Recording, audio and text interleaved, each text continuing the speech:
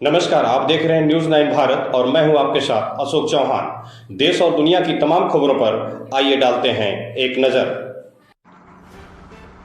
गोंडा के कर्नलगंज में करण भूषण के काफिले से 2 बच्चों की हुई मौत के मामले में रिटायर्ड पूर्व आईपीएस अधिकारियों आजाद अधिकार सेना पार्टी के अध्यक्ष अमिताभ ठाकुर एवं नूतन ठाकुर ने घटना को संज्ञान में लेते हुए क्या कहा, जानने के लिए बने रहिए गोंडा से न्यूज 9 भारत संवाददाता मोहनलाल चौहान के साथ।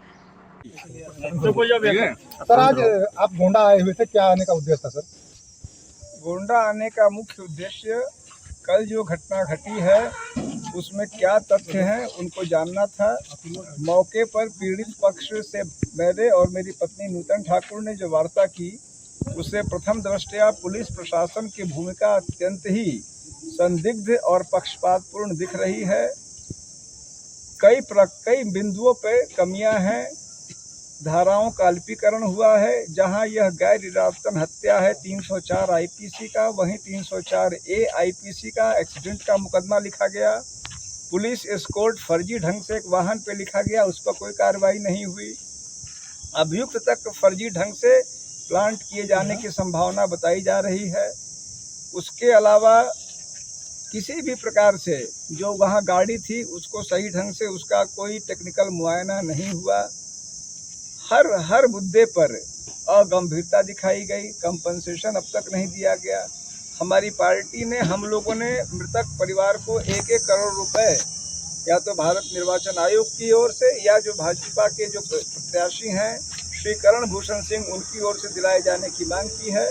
और श्री करण भूषण सहित जो भी व्यक्ति जिस हद तक इस पूरी प्रक्रिया में जिम्मेदार और उत्तरदायी हैं, यदि गलत ढंग से चुनावी प्रचार के लिए गाड़ियां निकल रही थीं या अन्य जो कुछ भी मामला थे, इंश्योरेंस न होने का मामला है या फिर प्रदूषण के लाइसेंस के बिना गाड़ी चलाने का मामला है या बार बार उनके जो है इस मामले 11 बार संभवतः चालान होने का मामला, हर बिंदु पर सक्षम प्राधिकारी सही ढंग से उत्तरदायित्व निर्धारण करे, यही हमारी पार्टी की मांग है, जिसके लिए हम लोग आए थे, जिसके लिए हम आगे काम करेंगे। सर, आप पुलिस के बड़े अधिकारी रहे हैं, एमबी एक्ट में क्या लगता है, एमबी एक्ट की जो प्राविधान है उसके तहत कार्रवाई नहीं की गई है? किसी भी अन्य एक्ट का, आईपीसी की 2-3 धाराएं छोड़ के अन्य किसी भी एक्ट का सही ढंग से पालन नहीं हुआ है। रिप्रेजेंटेशन ऑफ पीपल्स एक्ट, लोक प्रतिनिधित्व अधिनियम को नजरअंदाज किया गया। आईपीसी की कई धाराओं को नजरअंदाज किया गया। मुख्य धारा 304 ए की जगह 304 होनी चाहिए, उसको नजरअंदाज किया गया।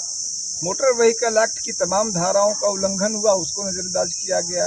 हर अधिनियम के हर महत्वपूर्ण धारा का नजरअंदाज करते हुए, अल्पीकृत करते हुए, किसी व्यक्ति को अचानक गिरफ्तार दिखाते हुए, यहाँ तक कि गलत ढंग से या आनन फानन में गाड़ी को वहाँ से हटा के टेक्निकल मुआयना तक नहीं करते हुए, कोई कंपनसेशन नहीं देते हुए अभियुक्तों के साथ पूरी रियायत की जा रही है और जो पीड़ित पक्ष है उसके साथ घोर अन्याय किया जा रहा है। आप कह रहे हैं करण भूषण, तो करण भूषण का जवाब आया है, कह रहे मौके पर हम थे ही नहीं, हम लोग आगे निकल गए थे, बाद में हम लोगों को जानकारी हुई तो राहत हमारी तरफ से भेजी गई।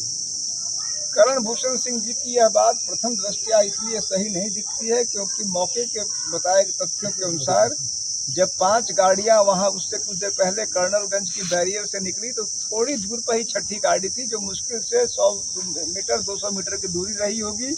और उसी दूरी को तय करने के चक्कर में जब आनन फानन में इसने गाड़ी को रफ्तार दी, तभी यह घटना घटी। प्रथम दृष्टया यह पूरा का पूरा प्रकरण एक ही चुनावी काफिले से जुड़ा दिखता है और अतः करण भूषण जी का यह दावा सही नहीं दिखता है। ब्रजभूषण जी ने कहा है कि ये सारी जिम्मेदारी ड्राइवर की होगी।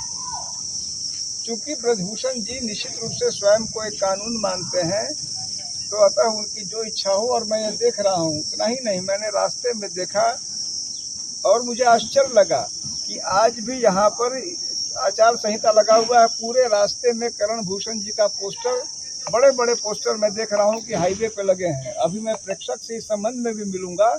हमारी निगाह में वह भी गैर कानूनी ढंग से लगे पोस्टर हैं, बिना अनुमति के लगे पोस्टर हैं।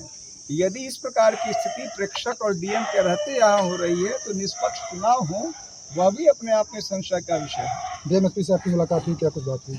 हम लोगों ने डीएमएसपी को पूरी बात कही है उन्होंने कार्रवाई का आश्वासन दिया है, लेकिन वो क्या कार्रवाई करेंगे इस पर निरंतर हमारी निगाहें रहेंगी। अगला कदम सर आप लोगों का क्या होगा? हम उनके कार्य को देखेंगे और जहां कहीं भी कोई कमी दिखेगी, हमारी पीड़ित परिवार से बात हुई है, हमने उनसे अनुरोध किया है निरंतर संपर्क में रहने का, और उनकी जिस स्थान पे लीगल या अन्य जो भी सही ढंग से मदद संभव होगी हम। यहाँ खबरों का सिलसिला कभी नहीं थमता, सिर्फ और सिर्फ बने रहिए न्यूज़ 9 भारत पर। अब चाहूंगा इजाजत, नमस्कार।